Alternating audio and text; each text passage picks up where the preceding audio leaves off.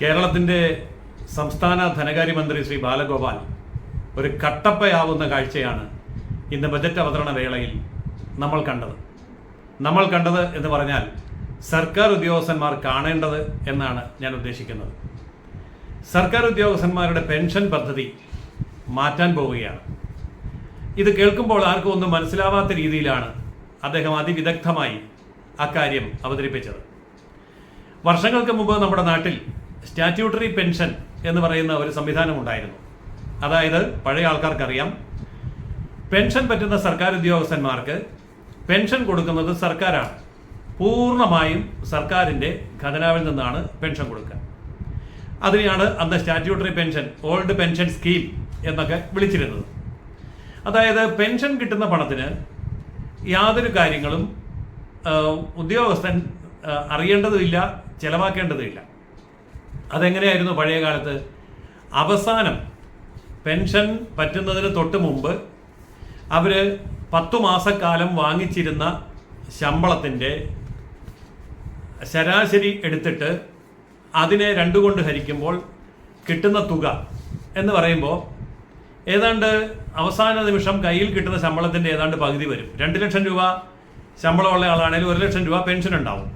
ഇതായിരുന്നു old pension സ്കീമിൻ്റെ ഏകദേശം ഒരു രൂപം. പക്ഷേ ഇത് അശാസ്ത്രീയമായിരുന്നു. അതിന് ചില കാരണങ്ങളുണ്ട്. ആദ്യകാലത്തൊക്കെ ഇന്ത്യയിലെ ജനങ്ങളുടെ, പ്രത്യേകിച്ച് കേരളത്തിലെ ജനങ്ങളുടെയൊക്കെ ഈ ആയുർദൈർഘ്യം എന്ന് പറയുന്നത് വളരെ കുറവായിരുന്നു.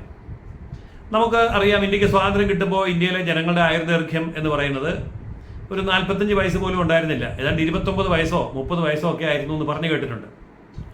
അത് കഴിഞ്ഞ് ആയുർദൈർഘ്യം കൂടി വന്നു. അങ്ങനെ ആയുർദൈർഘ്യം കൂടി വന്നപ്പോൾ ഈ സർക്കാർ പെൻഷൻ കൊടുക്കാമെന്ന് കരുതിയ കാലവും കഴിഞ്ഞ് ആൾക്കാരങ്ങ് ജീവിച്ചിരിക്കുകയാണ്. അതായത് സർക്കാർ ഉദ്യോഗസ്ഥൻ 30 കൊല്ലം സർവീസ് ചെയ്തെങ്കിൽ പിന്നെ ഒരു 40 കൊല്ലം 50 കൊല്ലം അങ്ങ് ജീവിച്ചിരിക്കുക. അപ്പോൾ പിന്നെ എന്ത് ചെയ്യും? കൊടുക്കാതിരിക്കാൻ പറ്റുമോ? അവസാനം സർക്കാർ വശം കെട്ടു. സർക്കാരിൻ്റെ ഖജനാവിൽ പണമില്ലെന്നായി. ജനങ്ങളുടെ ആയുർദൈർഘ്യം കൂടിയത് ആരുടെയും കുറ്റമല്ല. രാജ്യം പുരോഗമിച്ചു, ഭക്ഷണം കഴിക്കാൻ തുടങ്ങി, ജീവിത നിലവാരം മെച്ചപ്പെട്ടു, മരുന്ന് കഴിക്കാൻ തുടങ്ങി, ആരോഗ്യ പരിപാലനം തുടങ്ങി.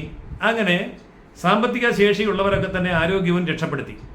അങ്ങനെ വന്നപ്പോൾ സർക്കാർ നയം മാറ്റി. അതിനുശേഷമാണ് കോൺട്രിബ്യൂട്ടറി പെൻഷൻ എന്ന് പറയുന്ന ഒരു പെൻഷൻ സംവിധാനം വരുന്നത്. ഈ കോൺട്രിബ്യൂട്ടറി പെൻഷൻ എന്ന് പറയുമ്പോൾ നമുക്കറിയാമല്ലോ, അതായത് സർക്കാർ ഒരു തുക ഇടുന്നു, അതുപോലെ തന്നെ ജീവനക്കാരനും അവൻ്റെ ശമ്പളത്തിൽ നിന്ന് ഒരു നിശ്ചിത ശതമാനം തുക ഭാവിയിൽ പെൻഷൻ പറ്റിക്കഴിഞ്ഞ് പെൻഷൻ കിട്ടാൻ വേണ്ടി വിട്ടുകൊടുക്കുന്നു. അങ്ങനെയാണ് കോൺട്രിബ്യൂട്ടറി പെൻഷൻ വന്നത്. ഇപ്പോൾ ഈ കോൺട്രിബ്യൂട്ടറി പെൻഷൻ്റെ കാലവും കഴിഞ്ഞ് മുന്നോട്ട് പോകുമ്പോൾ തൊഴിലാളി യൂണിയനുകൾ, പ്രത്യേകിച്ച് ഇടതുപക്ഷ തൊഴിലാളി യൂണിയനുകൾ വളരെ ശക്തമായിട്ട് ആവശ്യപ്പെട്ടൊരു കാര്യം, നമ്മൾ പഴയ കോൺട്രിബ്യൂട്ടറി പെൻഷൻ സിസ്റ്റത്തിലേക്ക്, ഓൾഡ് പെൻഷൻ സ്കീമിലേക്ക് മടങ്ങിപ്പോകണം എന്നാണ്. അതിനുവേണ്ടി ഇടതുപക്ഷക്കാർ വലിയ സമരങ്ങളൊക്കെ നടത്തി, നിവേദനങ്ങൾ കൊടുത്തു. സ്വന്തം മന്ത്രിസഭ അധികാരത്തിലിരിക്കുന്നു, നടപ്പാക്കിയാൽ പോരെ എന്നുള്ള ചർച്ചകൾ സഖാക്കന്മാർക്കിടയിലും ട്രേഡ് യൂണിയൻ പ്രവർത്തകരുടെയും നേതാക്കന്മാരുടെയും ഇടയിൽ ചർച്ചയായി. മാധ്യമങ്ങളിൽ ചർച്ച വന്നു, സെമിനാറുകൾ, സിമ്പോസിയങ്ങൾ, പ്രസംഗങ്ങൾ, ചർച്ചകൾ എല്ലാം നടന്നു. ഇപ്പോൾ ഇതാ പിണറായി വിജയൻ 10 വർഷം പൂർത്തിയായി അധികാരത്തിൽ നിന്ന് ഒഴിയാൻ പോകുന്ന ഈ സമയത്ത് ധനമന്ത്രി അവതരിപ്പിക്കുന്ന ബജറ്റിൽ പുതിയ ഒരു പെൻഷൻ കൊണ്ടുവന്നിരിക്കുകയാണ്. അതാണ് അഷ്വേർഡ് പെൻഷൻ. ആർക്കും പെട്ടെന്ന് മനസ്സിലാകില്ലാത്ത ഒരു പെൻഷൻ പരിപാടി. കാരണം ഇതിൻ്റെ പൂർണ്ണരൂപം അദ്ദേഹം 3 മണിക്കൂർ നീണ്ടു നിന്ന ചരിത്രപ്രസിദ്ധമായ റെക്കോർഡിട്ട അതിദീർഘമായ ബജറ്റ് പ്രസംഗത്തിൽ ഇത് മാത്രം മിണ്ടിയില്ല. എന്താണ് ഈ അഷ്വേർഡ് പെൻഷൻ? ആർക്കും അറിയില്ല. ഇത് കുറച്ച് ദിവസം കഴിയുമ്പോൾ ഇലക്ഷൻ വരും, എന്നെ എല്ലാവരും ഇലക്ഷൻ്റെ പുറകെ പോകും. ഈ അഷ്വേർഡ് പെൻഷൻ കാര്യം മറന്നും പോകും. ഇത് ഏപ്രിൽ മാസം, മെയ് മാസം ഒക്കെ ആകുമ്പോൾ പുതിയ മന്ത്രിസഭ വരും. ആ പുതിയ മന്ത്രിസഭയുടെ കാലത്താണ് നടപ്പാകാൻ പോകുന്നത്. അന്നിനി എന്ത് നടപ്പാകും എന്നുള്ളത് അപ്പോൾ നോക്കാം. ഇതാണ് ഇടതുപക്ഷത്തിൻ്റെ ബുദ്ധി. എന്തായാലും നമുക്ക് ഈ കാര്യം ഒന്ന് പഠിക്കേണ്ടതുണ്ട്. കാരണം ഞാനിത് സംസാരിക്കുന്നത് സർക്കാർ ഉദ്യോഗസ്ഥന്മാരോടാണ്.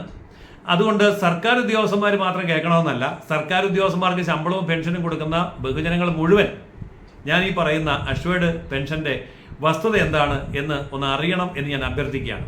ഇനി നമുക്ക് വിഷയത്തിലേക്ക് വരാം.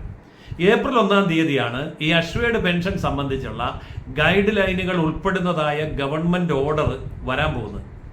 അതുവരെ നമുക്കൊന്നും അറിയത്തില്ല ഇതെങ്ങനെ ചെയ്യാൻ പോകുന്നതെന്ന്. പക്ഷേ ഈ അഷ്വേർഡ് പെൻഷൻ കൈകാര്യം ചെയ്ത മറ്റ് സംസ്ഥാനങ്ങളുടെയോ രാജ്യങ്ങളുടെയോ ഒക്കെ ഉദാഹരണം എടുത്ത് പരിശോധിച്ചാൽ അതിൻ്റെ ഒരു ഏകദേശ ഘടന മനസ്സിലാവും. അതിൽ നിന്ന് വലിയ വ്യത്യാസമൊന്നും കേരളത്തിലും വരാൻ പോകുന്നില്ല. അതെങ്ങനെയാണെന്ന് നമുക്ക് നോക്കാം. അതായത് ഈ അഷ്വേർഡ് പെൻഷൻ നടപ്പാക്കുമ്പോൾ സർക്കാർ ഉദ്യോഗസ്ഥന്മാരുടെ ബേസിക് പേയുടെ, അതായത് അടിസ്ഥാന ശമ്പളത്തിൻ്റെ തുകയും പിന്നെ DAയുടെ ഡിയർനെസ് അലവൻസിൻ്റെ 10% തുകയും കൂടി ഒന്നിച്ചു കൂട്ടുക. അതായത് ബേസിക് പേയുടെ തുക പ്ലസ് DAയുടെ 10% കൂടെ ഒന്നിച്ചു കൂട്ടുന്നതാണ് സർക്കാർ ഉദ്യോഗസ്ഥൻ ഈ പറയുന്ന അഷ്വേർഡ് പെൻഷൻ ഫണ്ടിലേക്ക് കൊടുക്കേണ്ട തുക. പ്രത്യേകം ഓർത്തോണേ, അഷ്വേർഡ് പെൻഷൻ ഫണ്ടാണ്. ഖജനാവി നല്ല പൈസ കൊടുക്കുന്നത്.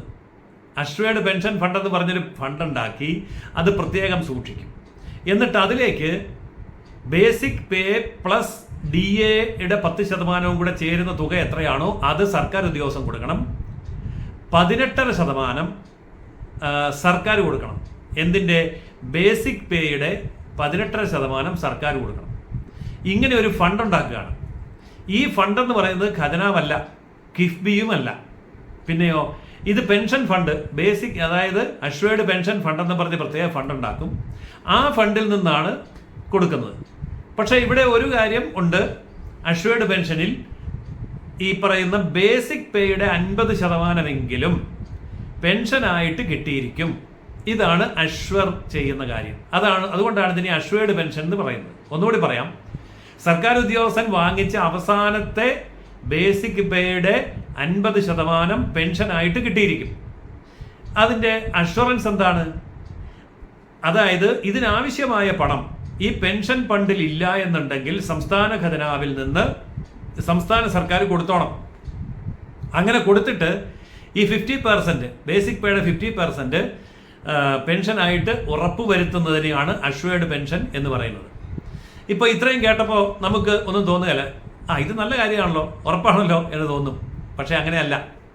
ഇപ്പോൾ കിട്ടിക്കൊണ്ടിരിക്കുന്ന ക്ഷേമ പെൻഷനുകളില്ലേ, വിധവാ പെൻഷൻ, മറ്റ് പെൻഷനുകൾ, കർഷക തൊഴിലാളി പെൻഷൻ, ഇങ്ങനെയൊക്കെ ഇല്ലേ, അതേ അവസ്ഥയാണ് അഷ്വേർഡ് പെൻഷന് വരാൻ പോകുന്നത്. എന്താ കാരണം?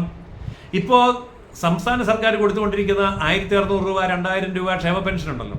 ഈ ക്ഷേമ പെൻഷൻ എപ്പോഴാണ് കിട്ടുന്നത്? കാശുള്ളപ്പോൾ കിട്ടും. ഖജനാവിൽ കാശുണ്ടെങ്കിൽ കിട്ടും, ഇല്ല. പിന്നെ എപ്പോൾ കിട്ടും? ഇലക്ഷൻ അടുത്ത് വരുമ്പം കുറച്ച് പൈസ ഒന്നിച്ചു തരും. അതാണ് അവസ്ഥ.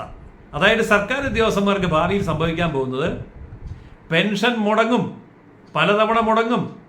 ഏതെങ്കിലും ഒരു ഇലക്ഷൻ വരുന്നതിൻ്റെ തലേ ദിവസം കുറച്ച് മാസത്തെ ഒന്നിച്ച് അങ്ങോട്ട് കൊടുക്കും, സന്തോഷമാകും, പിന്നെയും പോയി വോട്ട് ചെയ്യും. അത് കഴിഞ്ഞ് ബാക്കിയുള്ളത് പിന്നെ തരാമെന്ന് പറയും, പിന്നെ അടുത്ത ഇലക്ഷന് കിട്ടും. ചുരുക്കി പറഞ്ഞാൽ ഇലക്ഷൻ കാലത്ത് മാത്രം കിട്ടുന്ന ഒരു സാധനമായി സർക്കാർ ഉദ്യോഗസ്ഥന്മാരുടെ പെൻഷൻ മാറാൻ പോകുന്നു എന്നതിൻ്റെ പേരാണ് അഷ്വേർഡ് പെൻഷൻ. ഞാൻ ഇത്രയും ആമുഖമായിട്ട് സൂചിപ്പിക്കുന്നു. ഇതേക്കുറിച്ച് കൂടുതൽ സർക്കാർ ഉദ്യോഗസ്ഥന്മാർ പഠിക്കണം എന്ന് അഭ്യർത്ഥിക്കുന്നു. ഞാനിത് പറഞ്ഞതുകൊണ്ട് ഞാൻ നിങ്ങളെ തെറ്റിദ്ധരിപ്പിക്കുകയാണെന്ന് ആർക്കെങ്കിലും സംശയം ഉണ്ടെങ്കിൽ ഞാൻ ഈ പറഞ്ഞ കാര്യത്തെക്കുറിച്ചും അഷ്വേർഡ് പെൻഷനെക്കുറിച്ചും നിങ്ങൾ കൂടുതൽ പഠിക്കണം എന്ന് അഭ്യർത്ഥിക്കുന്നു. ഏതായാലും ഇടതുപക്ഷ ഗവൺമെന്റിന്റെ പിണറായി സർക്കാരിന്റെ അവസാനത്തെ ബജറ്റ് അവതരിപ്പിച്ച ധനകാര്യമന്ത്രി സർക്കാർ ഉദ്യോഗസ്ഥന്മാരെ കട്ടപ്പ പോലെ പുറത്തുനിന്ന് കുത്തിയിരിക്കുകയാണെന്നുള്ളത് അനുഭവം വരുമ്പോൾ മനസ്സിലാകും എന്ന് മാത്രം ഓർമ്മിപ്പിക്കുന്നു.